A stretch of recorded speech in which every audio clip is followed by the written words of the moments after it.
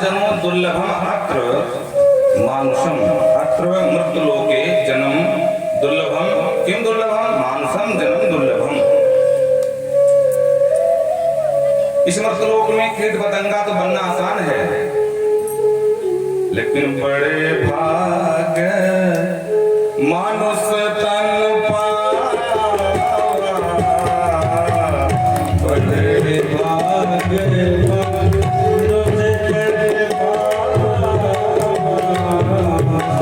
सुर दुर्लभ सद ग्रंथ निगावा, सुर दुर्लभ सद ग्रंथ निगावा, बड़े भाग्य मानुष तन पावा, बड़े भाग्य मानुष। तो कहते हैं कथनचित बिंगमय तो था, कदाचित अगर आपको मनुष्य जन्म मिल जाता है तो आपका ये प्रयत्न होना चाहिए कि हम अनग हो जाएं, निष्पाप हो जाएं, हमारे पाप सारे समाप्त हो जाएं। क्यों? क्योंकि ये मनुष्य शरीर से ही संभव है। बाकी योनियां 84 लाख है राजन, 84 लाख योनियों में व्यक्ति अलग अलग जन्म लेता है, लेकिन मानव के अलावा अन्य किसी योनि में वो निष्पाप नहीं हो सकता। प्रेम से बोलो राधे राधे। और मनुष्य जन्म पा करके पदार विंदम न भजन्ति सन्मति, तो ग्रहांग कूपे यथो पततो यथा पशु। मनुष्य जन्म पा करके भी जो भगवान के पादार विंद का स्मरण नहीं करता, तो वो उसी प्रकार गिरा हुआ है इस भवकूप में, जैसे जंगल में किसी अंध कुएं में पशु गिर जाते हैं महाराज। पतितो यथा पशु। बड़े ध्यान से सुनिएगा राजन, इस शरीर का ज्यादा अहम नहीं करना चाहिए, शरीर से अहमता नहीं करना चाहिए। क्यों? कले वरेश्विन घट कुंभ सन्निभे। भैया चाहे जैसा घड़ा आप ले आओ, जितना अच्छा ले आओ, लेकिन एक न एक को फूटना होता है। उसी प्रकार शरीर चाहे तुमको मानव का जिस कुल में वंशपरा में कहीं मिल जाए, उच्च कुल में मिल जाए, मध्यम कुल में मिल जाए या निकृष्ट कुल में मिल जाए, पर एक न एक दिन तुम्हारा घड़ा रूपी शरीर फूटेगा ही फूटेगा। इसलिए राजन, इस शरीर पर अहंता नहीं करनी चाहिए। क्यों? क्योंकि कलेवर की दो ही गति है। क्या? कलेवरो प्रटकृष्ट भस्म संगीता, या तो इसको कीड़े खा जाएंगे या जला दिया जाएगा तो भस्म संगीता है, राख बन जाएगा। दो के अलावा तीसरी गति इसकी नहीं होती है। बोलो राधे राधे। इसलिए राजन, शरीर के प्रति ज्यादा अहमता का भाव न रखना चाहिए। किसी प्रकार का अहमता नहीं रखनी चाहिए, अहंकार नहीं होना चाहिए, घमंड नहीं करना चाहिए। ग्रहेषु मैथुन सुखेषु योचिताम। क्या मानव का जन्म सिर्फ मैथुन सुख भोगने के लिए हुआ है क्या? अरे मैथुन सुख अनेक योनियों में भोगने को मिलता है। पशुओं को देख लो, कीट पतंगों को देख लो, सब मैथुन सुख करते हैं। और हम भी अगर वही करते रहे, हमारे पास जो शक्ति मिली है वो संतानोत्पत्ति के लिए है, जिससे समाज का, राष्ट्र का निर्माण हो सके। लेकिन हम उसको पशुओं की तरह प्रयोग करते रहे तो फिर पशुओं में और हमें क्या अंतर है राजन। क्रीड़ा मृगः पुरुष ईश नीते, योषिताम पत्नी का क्रीड़ा मृग बन करके, और भगवान इतना नजदीक ईश नियते हैं, फिर भी भगवान को भूला बैठा रहता है। अब उसी काम भोग में मस्त जानवर की तरह जीवन व्यतीत करता है। राजन, मन्ने ममानुग्रह ईशते कृतो। प्रयत्न करना चाहिए कि मानव तन पा करके हम इस बात हो सके।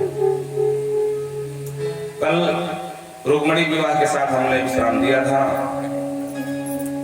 सुखदेव बाबा कहते हैं राजन, भगवान का प्रथम विवाह देवी रुक्मणी के साथ हुआ।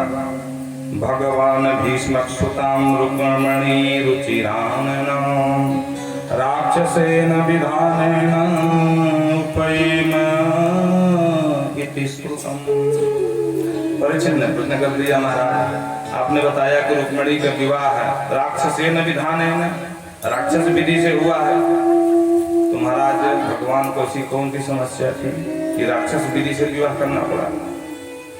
हमारे यहाँ 8 विवाह सनातन में प्रचलित हैं, जिनमें सबसे श्रेष्ठ विवाह है ब्राह्मण विवाह, जो आजकल के चलन में चल रहा है। बाकी ब्रह्म विवाह, गंधर्व विवाह, राक्षस विवाह, पैशाच विवाह, बोलो राधे राधे, देवदत्त विवाह, 8 विवाह होते हैं। तो राक्षस विधि का विवाह मतलब बिटिया का अपहरण करके ले आना, वो राक्षस विधि है। महाराज पैशाच विवाह, बोले पैशाच विवाह ये है कि बिटिया को बेहोश करके और उसके साथ दुष्कर्म करना और फिर उससे संबंध बना करके फिर विवाह करना, ये पैशाच विवाह है। ये सबसे निकृष्ट विवाह है राजन, हमारे जितने विवाह का क्रिया है। तो भगवान को राक्षस विधि से क्यों करना पड़ा? तो कुछ था समझाया है। राजन रुक्मिणी भगवान को चाहती थी कि हमारा विवाह रुक्मिणी जी से हुआ। रुक्मिणी जी के पिता जो भीष्मपुर के राजकुमार राजा थे, महाराज भीष्म कुंडनपुर के, तो वो भी चाहते थे कि भगवान का विवाह, मेरी बिटिया का विवाह भगवान के साथ है। इनके बड़े भैया का नाम रुक्मी था, वैसे ये 5 भैया थे, रुक्मी, रुक्मग्रज, रुक्ममाली आदि करके रुक्मबाहु। पर उस घर में बड़े भैया की चलती थी, पिता की और माँ की नहीं चलती थी। एक दिन पिता ने कहा, बेटा रुक्मी बेटी बड़ी हो गई है और उसके हाथ पीला करने का समय आ गया है, तो अब इसकी व्यवस्था की जाए, कोई बर ढूंढा जाए। बोले हाँ पिताजी आप चिंता मत करो। बोले बेटा मेरी सलाह अगर मानो तो इस समय द्वारकाधीश का नाम बहुत सुना है हमने, और हमारे बिटिया के योग्य भी हैं, तो अगर तुम कहो तो फिर द्वारकाधीश के साथ विवाह कर दिया जाए। रुक्मी आग बबूला हो गया, क्योंकि भगवान का कट्टर शत्रु था।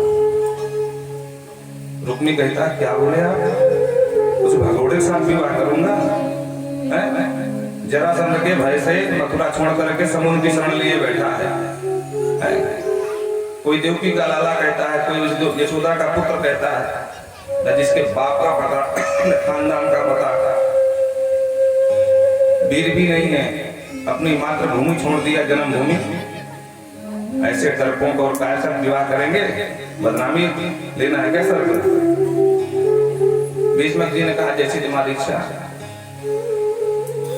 तो बड़बड़ाता हुआ चला गया और सिंधु नरेश घोष पुत्र शिशुपाल के जाकर मित्र था, पहुंचा।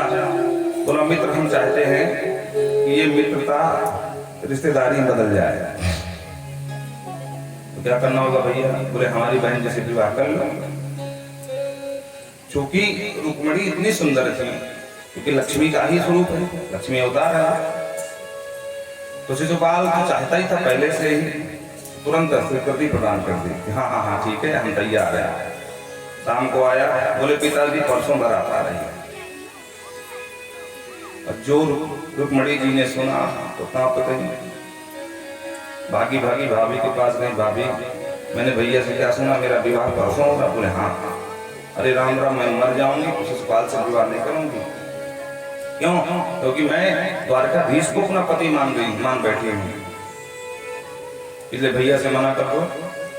भाभी बोली हमारी हिम्मत नहीं है तेरे भैया के सामने, पिताजी की तो है नहीं है, कि हमारी क्या है? तो भाभी कुछ हो सकता है? बोले हाँ एक उपाय है, वो चिट्ठी लिख के भेज दे। एक पंडित जी को बुलाए, वो पंडित जी से पूरी आपकी सुनाई, महाराज अब मेरा जीवन आपके हाथ, जितना जल्दी हो सके ये पत्र लेकर के द्वारका पहुंचो, द्वारकाधीश को ये खबर दो। पंडित जी रथ लेकर के वहां से दौड़े, पत्र लेकर के भगवान के पास पहुंचे। भगवान ने स्वागत किया, वो ब्राह्मण ये ब्राह्मण देवता आइए। पत्र दे ही रहे थे, भगवान बोले रुक जाइए, ये सतग्रस्त का धर्म है, ब्राह्मण आवे तो सबसे पहले आतिथ्य सत्कार करे, चरणोदक ले, उसके बाद भोजनादि कराने के बाद फिर भगवान ने पूछा अब बताइए महाराज आने का कारण। तो पंडित जी ने पूरी बात बताई, महाराज पत्र लाया हूँ। तो ठीक है सुनाओ। महाराज क्षमा चाहते हैं कि कोई राजनैतिक पत्र नहीं है, ये प्राइवेट पत्र है आपके लिए, इसलिए आप ही पढ़ लो। भगवान मुस्कुराए, ब्राह्मण देवता हमने ब्राह्मणों से कभी कुछ नहीं छुपाया है, हम ब्रह्मांड देव हैं, ब्राह्मणों को हम अनन्य मानते हैं, इसलिए आप बिल्कुल निसंकोच होकर के जो लिखा है अक्षर से सत्य बोल दीजिए। तो ठीक है महाराज सुन लीजिए। पंडित जी पत्र सुनाने लगे। रुक्मिणी लिखती हैं, कृत्वा गुणान भुवन सुंदर निर्विश्र कर्ण विवरेर हरतुं वितापम् रूपं दृशां दृशिताम किलाचलाभम् त्वयि अच्युता विशति चित्तं पत्रपम्। आज हमको गले से काफी तकलीफ है, लेकिन फिर भी हमको कथा सुनाएंगे। बोलो राधे राधे। भगवान पार करें, ठाकुर की कृपा करें।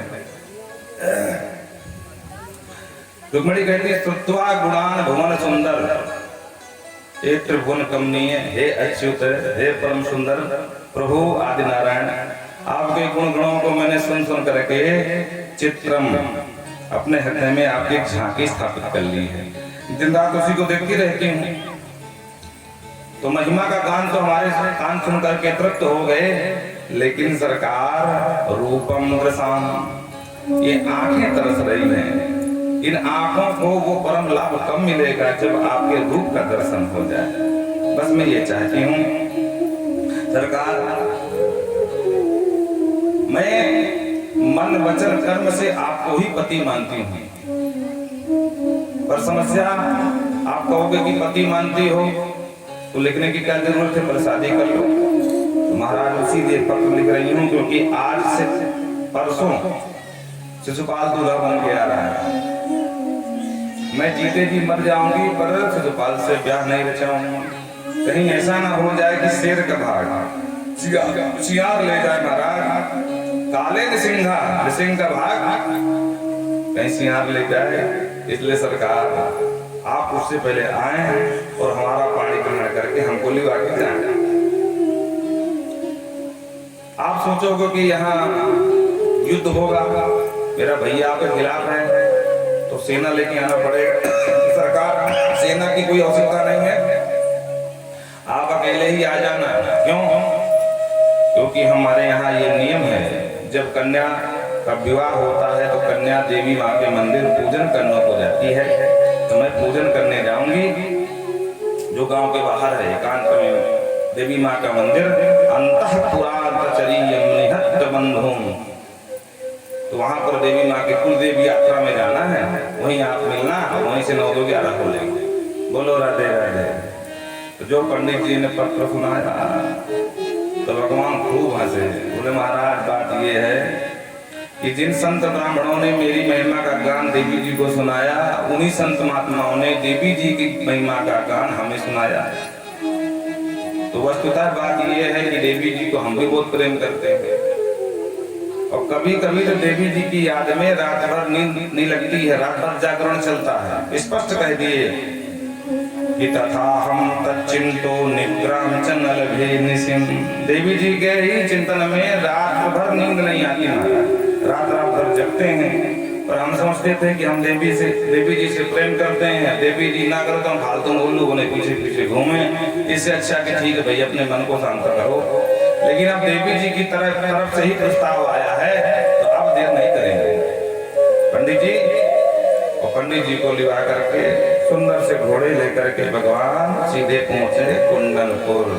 बोल भक्तवत्सल भगवान की।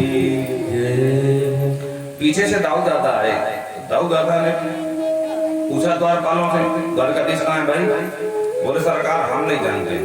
कुंडनपुर के पंडित जी आए थे, इतना जानते हैं, एक पत्र भी लाए थे, ये भी जानते हैं। उसके बाद कहा बात भाई महाराज हमें क्या पता, हम छोटे मोटे कर्मचारी हैं। अब वो बताए भी नहीं कहाँ गए हैं। बोले पंडित जी कहाँ? बोले कुंडनपुर के। बोले बस समझ गया, कुंडनपुर की राजकुमारी देवी रुक्मिणी का परसों स्वयंवर है। एक काम करो, पूरी सेना तैयार करो, भगवान चाहेगा तो बहू लेके ही लौटेंगे। बोलो राधे राधे। अब भगवान सीधे पहुंच गए कुंदनपुर। पंडित जी मूछन में ताव देते हुए महाराज पान दबाए हुए, एक हाथ से धोती संभाले, एक हाथ से पगली, और मुस्कुराते हुए महाराज चले जा रहे हैं। इधर शिशुपाल की बारात आ गई, बैंड बाजा कान सुनाई पड़े। अब रुक्मणी मैया कहाँ पे गई? हे भगवान, ये अब क्या करूं? पंडित जी पता नहीं कहाँ अटक गए, अब तक तो आ जाना चाहिए था।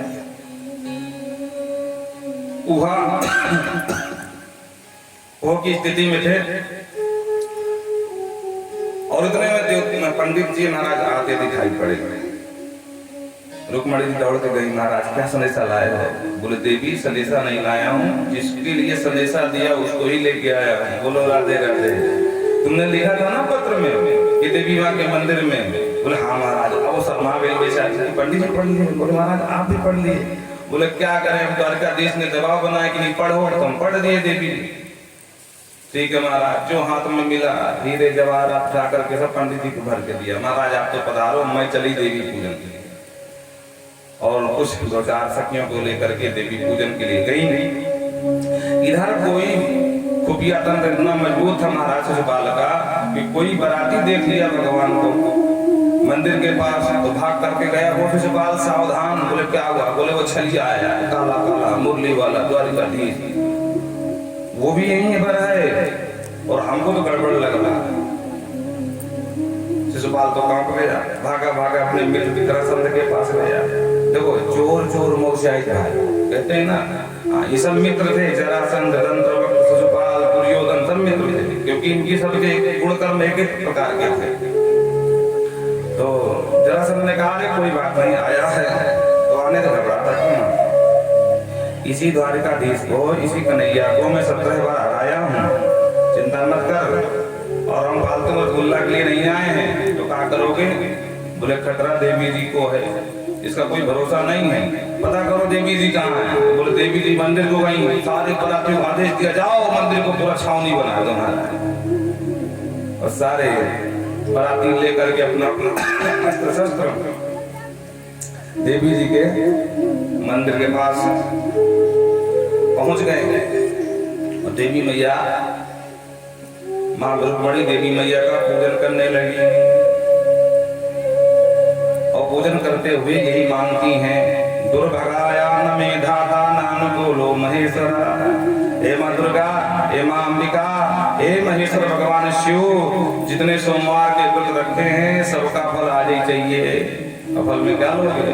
बोले रुक्मणी बोल रही हैं कि पति रूप में भगवान द्वारकाधीश मिले, बस यही मांग रही हूँ। देवी सविमुखा गौरी रुद्राणी गिरिजा सती एवं चिंत्यति बाला गोविंदा हरमानसा। देवी माँ का स्तमन करने लगी। एक छोटा सा भजन बहुत अच्छा याद आ गया है और हम इस भजन को गाएंगे फूलमती माँ को लक्ष्य करके, क्योंकि देवी मैया हमारे गांव की बड़ी प्राचीन है। बोल फूलमती मैया की जय। आंचल में तेरे ममता का खजाना, आंचल में तेरे ममता का खजाना, आकर के मैया मेरी, आकर के मैया मेरी बिगड़ी बनाना। आंचल में तेरे ममता का खजाना,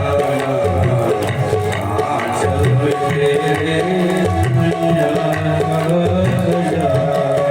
ओ फूलमती मैया की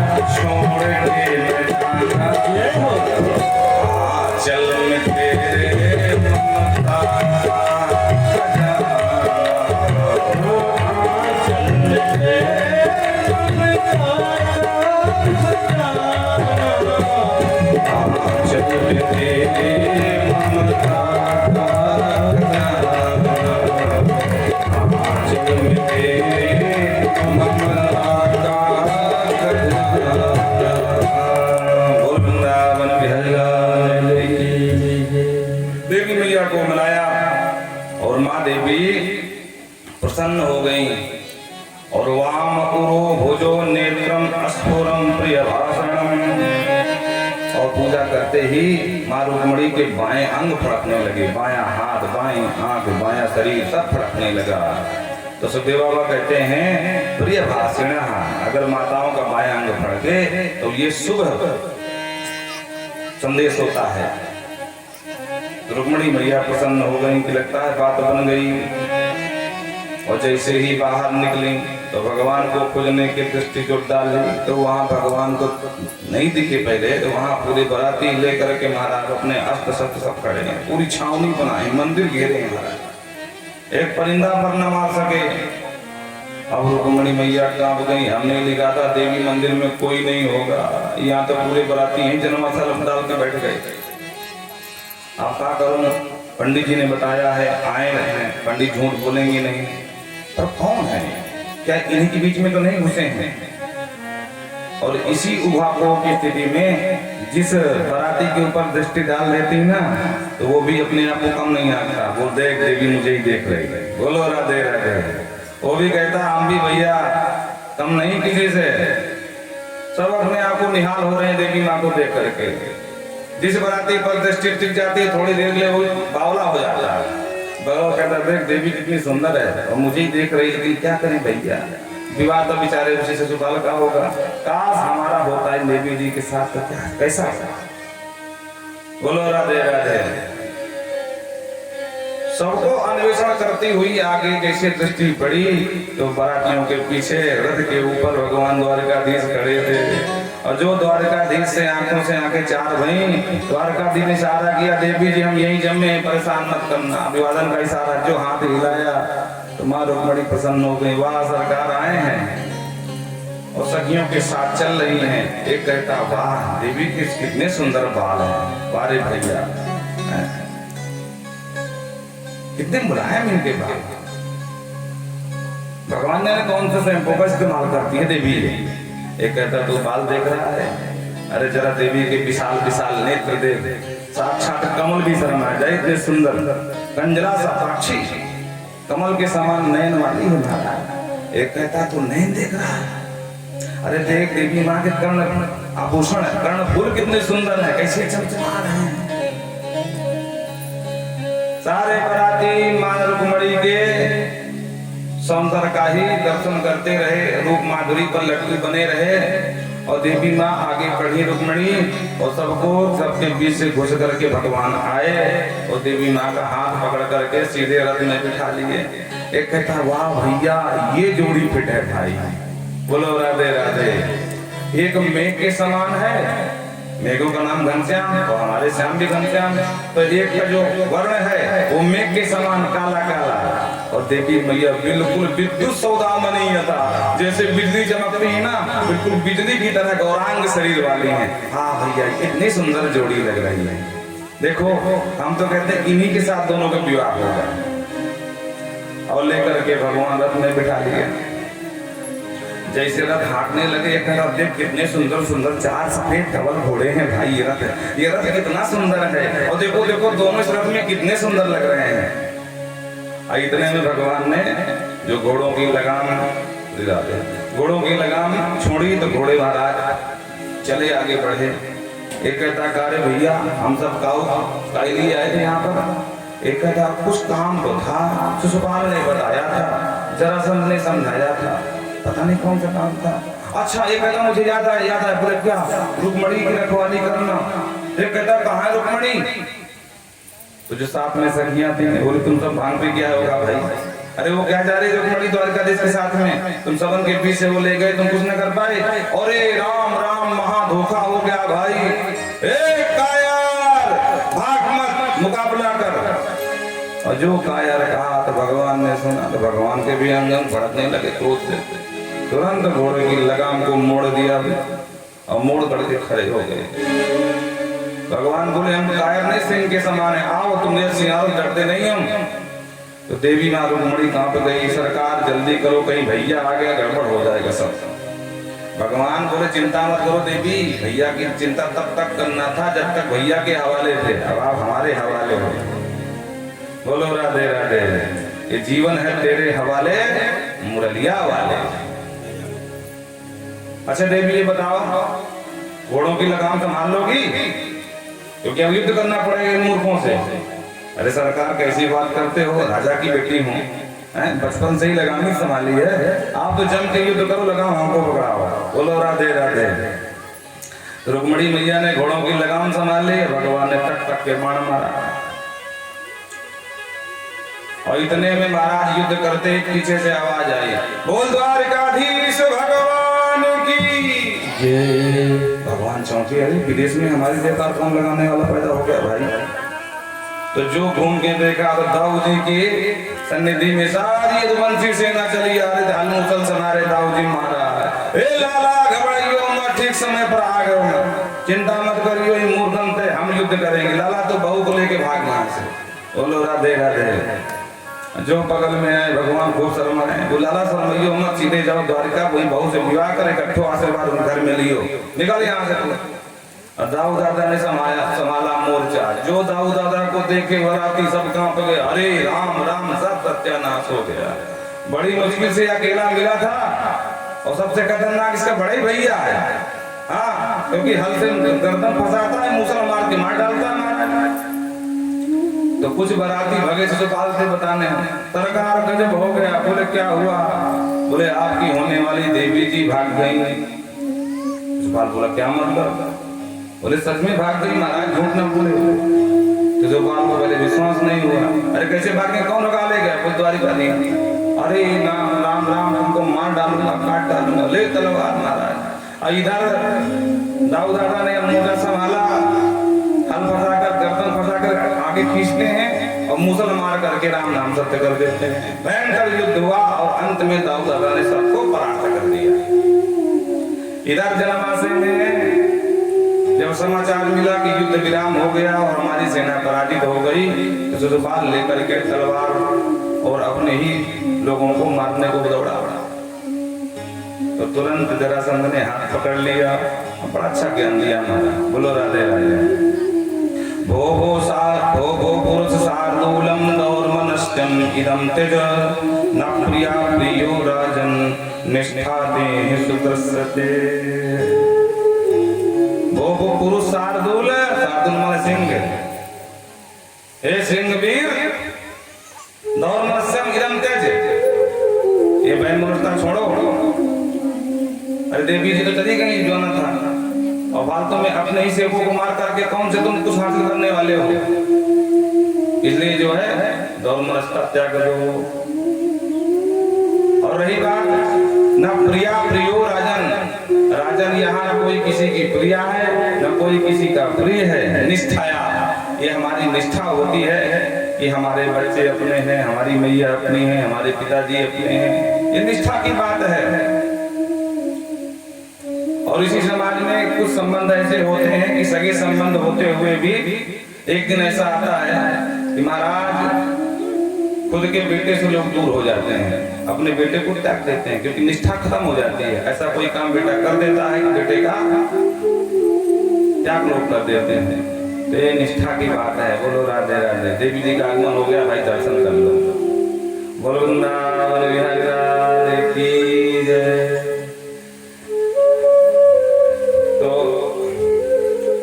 अच्छा तो आप हैं, तो कब हो गया? ठीक है। बोलो वृंदावन बिहारी लाल की जय। तो कहने का मतलब ये है कि भैया ना कोई प्रिय है, यहाँ ना कोई किसी की प्रिया है, सब अपने अपने निष्ठा की बात है। संबंध हम मान लेते हैं, उनसे जोड़ लेते हैं, इसलिए अपने मान लेते हैं, बाकी यहाँ कोई किसी का नहीं है। इसलिए यथा दारुमयी योषिन नृत्यते कुक्षया। दारू माने लकड़ी। आप सब जानते हैं कि पूर्व काल में कठपुतली आप सुना होगा। अब हम तो कभी सुना नहीं है, लेकिन देखा है टीवी के माध्यम से। राजस्थान में अभी भी कठपुतली नचाई जाती है। तो नचाने वाला पीछे होता है, वो दिखाई नहीं पड़ता है, और नाचने वाली कठपुतली होती है, वो नाचती नजर आती है, लेकिन उसका पूरा कंट्रोल उसके होता हाथ में होता जो नचाने वाला है, और वो अपने आप को छुपाए रहता है। उसी तरह ये संसार सब कठपुतली की तरह नाच रहा है और नचाने वाला कोई और है। उमादारो जो सित की नाई सब ही नचावत राम गोसाई। उमादारो जो सित की नाई सब ही नचावत राम गोसाई। सब ही नचावत राम गोसाई। सब ही नचावत राम गोसाई। उमादारो जो सित की नाई उमादारो जो सित की नाई। बोलो राधे राधे। कहता दो मनस्सम इदम तज, ये दो मनस्सा का भाव छोड़ दे। जिसको मिलना था मिल गया, नहीं मिला नहीं मिला। और इस तरह से समझा करके जब इसके ये जा करके रुक्मी से बताया कि भैया सब गजब हो गया। बोले क्या हुआ? बोले तूने मुझे देने का वचन दिया और तेरी बहन जी भाग गई। तो रुक्मी आगबबूला हो गया और रुक्मी ने प्रतिज्ञा कर लिया समस्त बरातियों के सामने, आत्मा समरे कृष्णम मक्तु हित रुक्मणी, या तो आज कृष्ण को संग्राम में मार डालूंगा और ना कुंडनम ना प्रवक्षामी। अगर मैं नहीं मार पाया तो मैं वचन देता हूं तुम सबको कि मैं पुनः इस कुंडनपुर में वापस नहीं आऊंगा। ये प्रतिज्ञा कर लिया महाराज। सारे बराती खुश हो गए, बोले चलो काम बन जाएगा। कांटे से कांटा निकलता है, तो हम नहीं मार पाए, जरासंध खुश हो गया तो कम तुम यही मार डालेगा। बोलो राधे राधे। और जा करके भगवान भाग रहे थे, भगवान को आगे से घेर लिया और दाऊद दादा महाराज पीछे युद्ध में भिड़े थे। भगवान से युद्ध होने लगा, बड़ा भयंकर युद्ध हुआ। अंत में भगवान बोले ज्यादा विलंब करना ठीक नहीं, क्योंकि देवी जी डर जाएंगी। तो फालतू में तो भगवान ने ऐसा तलवार चलाया पास में आकर के कि पूरे सर के बाल ही साफ कर दिए। बोलो राधे राधे। नाई की जरूरत न पड़ी महाराज, भगवान ही साफ कर दिए। और जो भगवान समस्त केशम बपनम बरूप वपन कर दिया, मुंडन कर दिया, और बाल उड़ गए, मुकुट गिर गया। तो रुक्मणी मैया कांप गई, पैरों में गिर गई। योगेश्वरा प्रमेयात्मन देवदेव जगतपते अंतुम नारहस्य कल्याणी भ्रातरम में महाभुजः। हे देवदेव प्रभु द्वारिकाधीश अंतुम नारहस्य कल्याणी भ्रातरम में भुजा। मेरा बड़ा भैया मारना मत प्रभु, नहीं पूरी जिंदगी भाभी गाली देंगे। मैं इसके चक्कर हम विधवा बन के बैठ गए। सफेद साड़ी दिलाने में इसकी भूमिका है, तो सरकार मारना मत, क्योंकि मेरा बड़ा भाई है। भगवान ने कहा देखी घबराओ मत, क्योंकि शास्त्र कहते हैं भय बिन होय नवरी। हाँ, तुम्हारा बड़ा भैया तो हमारा कुछ लग रहा है, मारना मारेगी तो वैसे भी नहीं, तो भय दिखाना जरूरी है। बोलो राधे राधे। क्योंकि बिना भय के प्रीत नहीं होती है। एक संत कहीं से पधार रहे थे, किसी बस्ती में आए, तो लोगों से पूछा कि भैया यहाँ पर ठहरना चाहते हैं, कोई स्थान हो तो एकांत 2-4 दिन रुकेंगे, बता दो। एक कोई मंदिर था, तो लोगों ने बता दिया कि मंदिर के पास, वहां चले जाओ। अब चूंकि उस मंदिर में कोई जाता नहीं था, क्यों? क्योंकि वहां एक बहुत बड़ा विषधर सर्प रहता था। जो मंदिर में जाए सर्प उसी को डस ले महाराज। तो लोगों ने सोचा ये बाबा कौन हमारे परिवार का है, चाहे मरे जाके। बोलो राधे राधे। तो महाराज जी सीधे सुबह पहुंच गए मंदिर। जब मंदिर पहुंच गए और जैसे उसकी आदत है जहाँ घंटा सुने सर्प तुरंत निकल के आ जाए महाराज। तो जो घंटा बजाया तो सर्प निकल करके आया, फुटकार करके खड़ा हो गया, बाबा को डसने वाला था। महाराज जी तत्व ज्ञानी थे, सिद्ध महात्मा थे, तो उसको बड़े प्रेम से समझाया। बोले भैया पता नहीं कौन सी पूर्व जन्म में तूने कर्म किया था जो सर्प बन करके डोल रहा है। पूर्व जन्म का कर्म है, इस जन्म में भोग रहा है, और ये जन्म भी बिगाड़े दे रहा है। अरे ऐसा काम क्यों करता है, दूसरे को कष्ट हो। भगवान जाने महाराज जी की बात से वो बहुत ज्यादा उसमें बदलाव आ गया। वो तुरंत नीचे फन कर लिया और महाराज जी का चेला बन गया। महाराज जी बोले सुनो आज के बाद किसी को डसना मत। ठीक है महाराज जी। अब बोले हम अमुक गांव जा रहे हैं, 8 दिन बाद वापसी होगी, तब तुमसे दोबारा फिर मिलेंगे, तब तुमको फिर कुछ ज्ञान देंगे। ठीक है महाराज। तो 2-4 दिन रुकने के बाद महाराज जी चले गए। अब गांव के बच्चे देखने आए बाबा जी जिंदा है कि मर गए। तो बच्चे देखे बाबा जी के पास सर्प लौट रहा है। बच्चे बोले अरे राम राम, भगवान जाने बाबा जी कौन सी जादू की पुड़िया लिए थे कि वो सर्प बाबा जी का भक्त बन गया। अब वो तो नहीं काटता। तो धीरे धीरे बच्चे आए, महाराज जी ये सर्प हमको तो नहीं काटेगा। बोले बिल्कुल नहीं काटेगा, आओ चले आओ, ये हमारा शिष्य बन गया है, हम इसके गुरु हैं, हमने इसके कान में मंत्र दे दिया है, अब आज के बाद किसी को नहीं डसेगा। बच्चे खुश हो गए, वाह महाराज। महाराज जी चले गए और बच्चे क्या करें, उसी मंदिर में बरगद का पेड़, मोटी सी डाल, सावन का महीना, सब जानते हैं झूला लोग झूलते हैं। तो बच्चे ठहरे खुरापाती उत्पाती। तो रस्सी की जगह उस सर्प को पहले धीरे से जो है कंकड़ मार के देखा, काट तो नहीं रहा। तो बेचारा बाबा जी का भक्त बन गया था, क्यों काटने लगे। सर्प ने कोई प्रतिकार नहीं किया। तो धीरे से लंबे बांस से छुआ, उसको इससे मार रहे हैं, फिर भी नहीं बोला। हिम्मत करते करते बच्चे पूछ पकड़ लिए, तब भी नहीं बोला। तो बच्चे समझ गए ये पक्का सब भक्त हो गया बाबा का। तो डाल करके उसको डाली पर और रस्सी की जगह उसी पर झूला झूले मारा। 2 बच्चे इधर पकड़ के मूंछ की तरफ, 2 बच्चे मुंह की तरफ। ऐसे करते करते 8 दिन उसमें झूला झूला गया। गुरु जी 8 दिन बाद निकले, बोले थोड़ा बच्चा से मिलने, शिष्य से हाल चाल लेते। बोलो राधे राधे। तो मंदिर पहुंचे, बच्चा बच्चा बच्चा मरणासन अवस्था में। बच्चे झूला झूलने के बाद फेंक के चले गए थे। तो दूर कहीं पड़ा था बेचारा, खेत में धूप में तप रहा। बच्चा बच्चा करके तो हल्की सी सीटी दिया, हल्की से मुंह से। तो गुरु जी देखे, अरे राम राम, अरे बेटा ये तुम्हारी गति किस कुसंग से हुई। सर्प ने कहा, गुरु जी कुसंग से नहीं हुई, फिर सत्संग से हुई है। ना आपका सत्संग सुनता, ना मेरी दुर्दशा होती। किसी की हिम्मत नहीं कि मेरे मंदिर के परिक्षेत्र में आ जाए। और भगवान ने आपने कौन सा मंत्र दिया कि मैं सीधा हो गया, ये टेढ़े बन गए मेरे लिए। गुरुजी ने कहा, मूर्ख, हमने तुझे काटने से मना किया था, तो काटने से मना नहीं किया था। अगर तू काटेगा तो सामने वाला मर जाएगा, और नहीं काटेगा तो तू अपने प्राणों से हाथ धो बैठेगा। बोलो राधे राधे।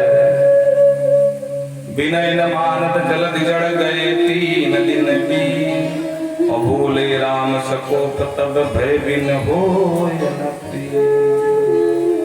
तो वही भगवान कहते हैं, देवी जी ये तुम्हारा भैया तो मेरा भी तो साला है, मारेंगे तो हम भी नहीं, लेकिन भय दिखाना जरूरी है।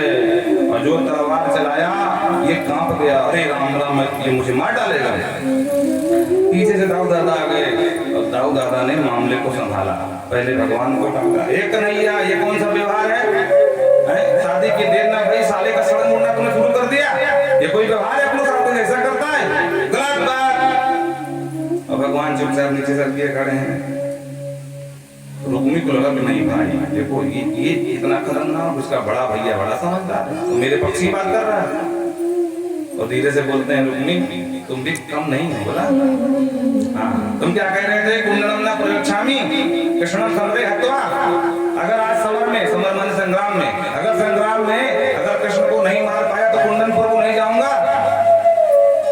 बेटा हम काल भी आ जाए ना तो काल से भी भिड़ जाते हैं, हम काल से डरते नहीं, हम कालों के काल महाकाल है। तुमको भी अनर्गल प्राप्त नहीं करना चाहिए रुक्मी। अब रुक्मी बेचारा शांत खड़ा, चलो जो हुआ सो हुआ, सुलहनामा करो जाओ। और सुलहनामा करवा करके भगवान को भेज दिया उधर। ये आया इधर पर प्रतिज्ञ था, तो कुंडनपुर को आया ही नहीं, बाहर एक नगर बसा करके पूरा जीवन का। बोलो राधे राधे। तो भगवान गए लेकर के, अब पूरे विधि विधान से पहला विवाह रुक्मिणी माँ के साथ संपन्न हुआ। सुखदेव बाबा कहते, राजन इन्हीं का प्रथम पुत्र जो कामदेव को बाबा शिव ने जलाया था, वही प्रद्युम्न के रूप में जन्म हुआ। पर समरासुर नाम का दैत्य, जिसको पता था कि भगवान कृष्ण के ही पुत्र से मेरी मृत्यु होगी, तो प्रसूति का कक्ष से ही उठा करके सागर में फेंक दिया। एक बहुत बड़ी मछली सागर में मुंह फाड़ के आई और समूचे बच्चे को अंदर निगल गई। लेकिन किसी मछुआरे के जाल में फंस गई और फंस करके वो बाहर निकाला, मछली का पेट फाड़ा और वो मछली पहुंच गई महाराज सम्रासुर के ही रसोई घर में। बोलो राधे राधे। और जब पेट फाड़ा तो बालक जीवित था और रसोई घर का जो अध्यक्ष था उसके कोई संतान नहीं थी, तो चुपचाप अपना ही बेटा बना करके राजा के यहाँ पलने लगे। इधर नारद जी तुरंत पहुंच गए देवी रति के पास, क्योंकि कामदेव की ही पत्नी थी। रति से बताया, देवी रति आ गए तेरे पति। कहाँ महाराज? सम्रासुर के यहाँ है, बच्चे के रूप में जा सेवा कर। तो रति ने मायावती बन करके, बोलो राधे राधे। हाँ भाई कहो, पूरा मत मानी, हम ना कह रहे हैं, सब भागवत कह रही है, मायावती महामाया सर्व माया विनाशिनी। मायावती का मतलब माया से शरीर बनाया, सुंदर बना करके, और पहुंच गई महाराज सम्रासुर के पास। महाराज काम चाहिए। अच्छा क्या कर सकती हो? सरकार जो कहो तो करें। अच्छा हमारे रसोई का एक बालक है, उसकी पत्नी नहीं रही, मर गई है, उसको पाल लोगी? हाँ महाराज पाल लूंगी। तो ठीक है, जाओ रसोइया से मिल लो। रसोइया के पास गई देवी, बोले हम तुम्हारे बच्चे का पालन करेंगे। ठीक है देवी, बड़ी कृपा होगी। और बाबा लिखते हैं कि नाथ दीर्घेण काले न सकाशनी रूह यमुना। भगवान ने कौन सा चमन प्राप्त चढ़ाया देवी रति ने कि बहुत कम समय में इनको रूढ़ यौवन संपन्न करा दिया। एक दिन भोजन करा रही थी तो ध्यान से देखा महाराज कुतुब ने कि जब ये भोजन कराती हैं तो इनके अंदर माँ का भाव रहता है, मातृ भाव रहता है। लेकिन जब बाहर बाद में देखती हैं तो कामनी का भाव क्यों आ जाता है? भाई माँ कामनी हो नहीं सकती, माँ तो माँ होती है ना। तो जब नहीं रहा गया तो एक दिन पूछ लिया, मातृ भाव अतिक्रम्य वर्तते कामनी यथा। देवी तुम कौन हो? मातृ भाव व्यतिक्रम्य, ये बीच बीच में आपके अंदर से मातृ भाव का व्यतिक्रम क्यों हो जाता है? और कामनी यथा वर्तते, कामनी यथा क्यों आप व्यवहार कर रही हो? आप कौन हो? तब देवी रति ने अपना पूरा परिचय बताया। सरकार रहस्य की बात यह है कि ना आप मेरे बेटा हो, ना मैं आपकी मैया हूँ, और सम्रासुर को जो अपना तुम पिता समझते हो, धर्म पिता पालन करने वाला, तो वो तुम्हारा बाप भी नहीं। अरे देवी तो फिर मैं किसका बेटा हूँ? तब जाकर के रति ने पूरा परिचय दिया। भगवान नारायण सुतः सम्मरेणा हतो गृहान् अहं ते अधिकृता पत्नी रति कामो भवान् प्रभु। भगवान नारायण सुतः, सरकार आप नारायण के पुत्र, द्वारिकाधीश के पुत्र हैं, और आपको सम्रासुर हताग्रहान, आपके ही घर से सम्रासुर नाम का जो राक्षस दैत्य हरण करके लाया था।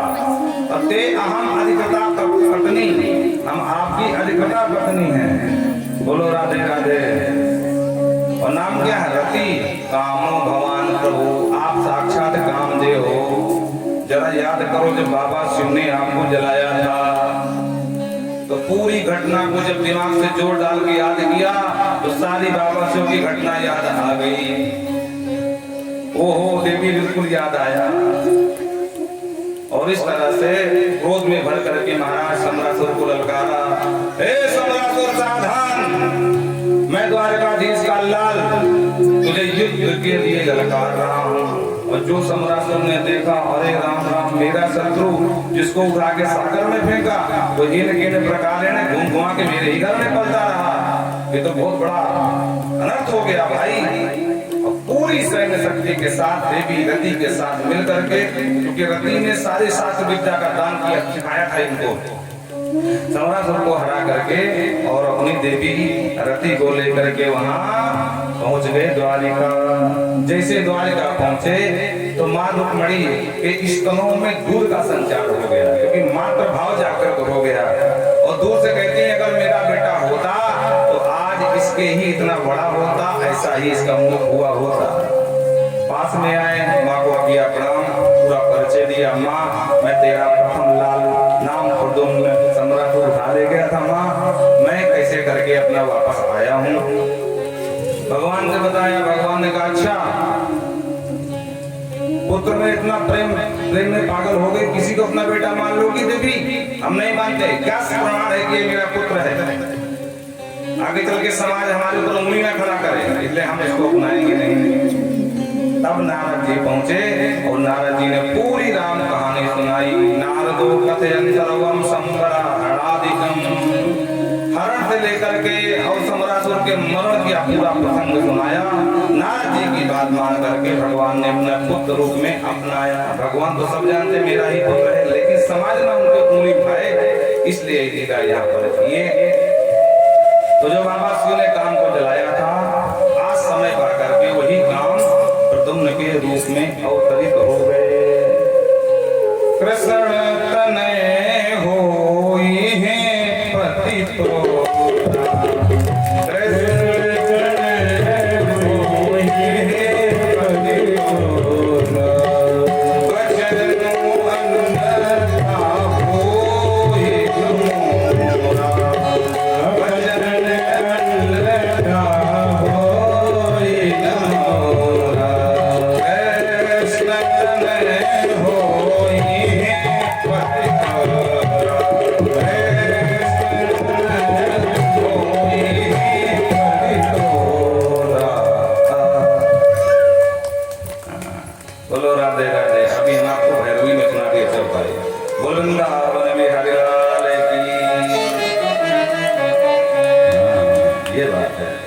इस प्रकार से समरासुर का वध हुआ। सुदेव बाबा कहते हैं राजन भगवान के और भी वार हुए थे। अच्छा महाराज कैसे कहाँ हुए? तो पूरा विस्तार से समझाया है। एक सत्रजीत नाम का राजा था, सूर्य का बहुत बड़ा उपासक था।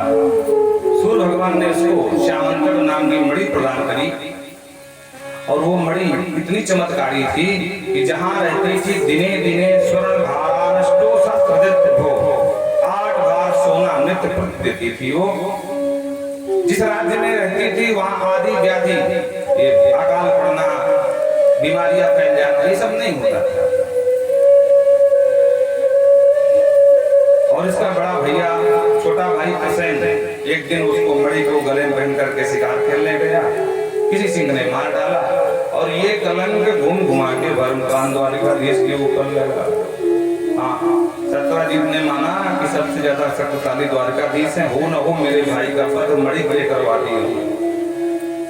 भगवान कलंक मिटाने के लिए कुछ उद्धव के साथ लेकर इन वंशियों को खोजते खोजते वो जंगल पहुंचे जहाँ सिंह मरा मिला। सिंह के आगे ऋक्षराज के पद चिन्हों को देखते देखते महाराज जाम्बवन की गुफा तक पहुंचे। आज भी गुजरात में ये गुफा है, एक कुएं के नीचे से गुफा बनी हुई है। आज भी महाराज जाम्बवन जी की गुफा है, जिसका नाम पोरबंदर है। बोलो राधे राधे।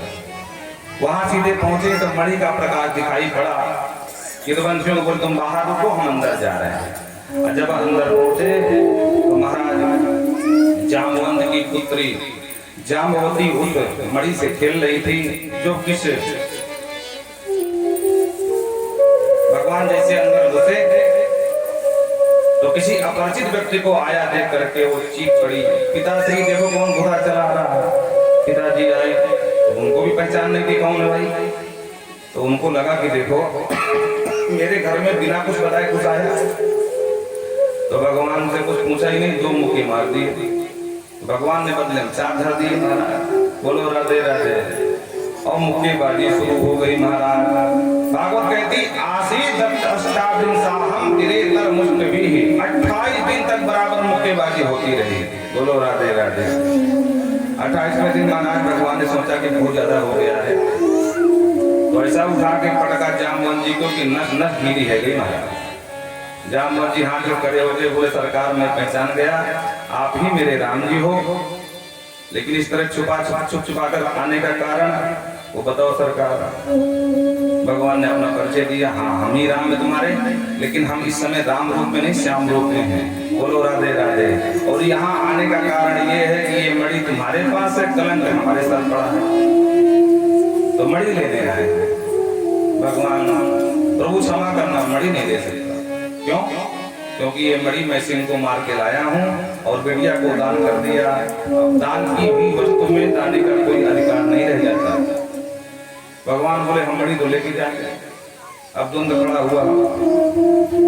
काफी देर विचार करने के बाद जामवंत जी ने कहा सरकार एक रास्ता है। क्या? बोले बिटिया से विवाह करो और दहेज में मणि ले लो। भगवान बोले तो ठीक है भाई, कलंक मिटाना कछु करना पड़े, कर दो विवाह। तो जंगल में ही मंगल हुआ और लेकर के जामवती को साथ में दहेज में मणि लेकर के भगवान द्वारिका पहुंचे। सत्यजीत को बुलाया, बोले देख भाई ये मणि देवी जी के पास थी और फालतू में तो हमको बदनाम मत कर, ये मणि लेके जा। सत्यजीत बहुत लज्जित हुआ। समाज में जब पता चला कि मणि कहीं और थी, बदनाम कोई और हो रहा था, तो लोगों ने सत्यजीत को गाली देना शुरू कर दिया। अरे भाई हम तो पहले कहते थे द्वारकाधीश के पास कमी क्या है, और देखो इस महापापी को द्वारकाधीश को कलंक लगाया। स्थिति ये हो गई कि घर से निकलने न पावे महाराज, लोग गाली सुनाओ। एक दिन छुपते छुपाते भगवान के पास आया रात्रि में, सरकार से आकर फरियाद किया, सरकार में बहुत दुखी। भगवान बोले क्या हुआ? बोले लोग बहुत गाली देते हैं, आप बर्दाश्त से बाहर हैं। भगवान ने कहा हम क्या कर सकते हैं भाई, बिना विचारे जो करे सो पाछे पछता है। उसमें हमारा क्या दोष? वो सरकार एक रास्ता है। बोले क्या? बोले आप मेरे दामाद बन जाओ, मैं आपका ससुर। अभी हम आप अलग अलग दल में हैं और जब एक दल में हो जाएंगे तो कोई नहीं गाली देगा। बोलो राधे राधे। आपने देखा होगा अलग अलग दल के नेता होते हैं तो दूसरे दल को गोबरी आते हैं, और जब चुनाव का समय आता है तो हवा देख करके उस दल का व्यक्ति उसी दल में कूद जाता है, तो फिर उसको अपना बना करके सब फिर कोई गाली नहीं देता है। तो सरकार जब हम दामाद ससुर बन जाएंगे तो कोई नहीं ले जाएगा। तो ठीक है भैया, अगर तुम्हारा दुख हमारे शादी से कम पड़ रहा तो लाओ समर्पयामी बोलो। तो सत्यभामा के साथ भगवान का ये एक विवाह और हुआ। कितने विवाह हो गए? 3। गिनते रहना क्योंकि संख्या ज्यादा है, 16,108 की। बोलो राधे राधे। एक बार भगवान पहुंचे हस्तिनापुर, पांडवों के साथ जमुना किनारे भ्रमण कर रहे थे। एक देवी को देखा जो तपस्या में रखी थी। अर्जुन ने कहा जरा पता करो देवी जी क्यों तपस्या कर रही हैं, क्या चाहिए इनको?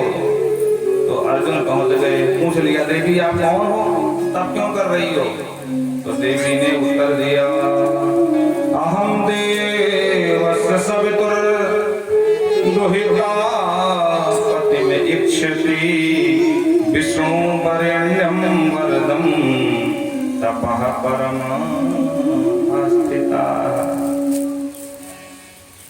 हे अर्जुन, मैं सविता की दुहिता, दुहिता में बिटिया, सविता में सूर्य पुत्री हूँ, नाम है कालिंदी, जमुना में रहती हूँ। विष्णु वरेण्यम, भगवान विष्णु को पति रूप में वर्ण करने के लिए मैं तप कर रही हूँ। अर्जुन वहां से आए, भगवान को देख के खूब मुस्कुराए, ताली बजा के बोले सरकार आजकल आपका बृहस्पति बहुत जोरदार चल रहा है कि देवी आपके लिए तप कर रही है। भगवान बोले चलो मुलाकात कराओ जान पहचान। चलो सरकार। अर्जुन ने ही वही जान पहचान हुई और पानी ग्रहण करके भगवान लेकर कालिंदी को द्वारिका आए।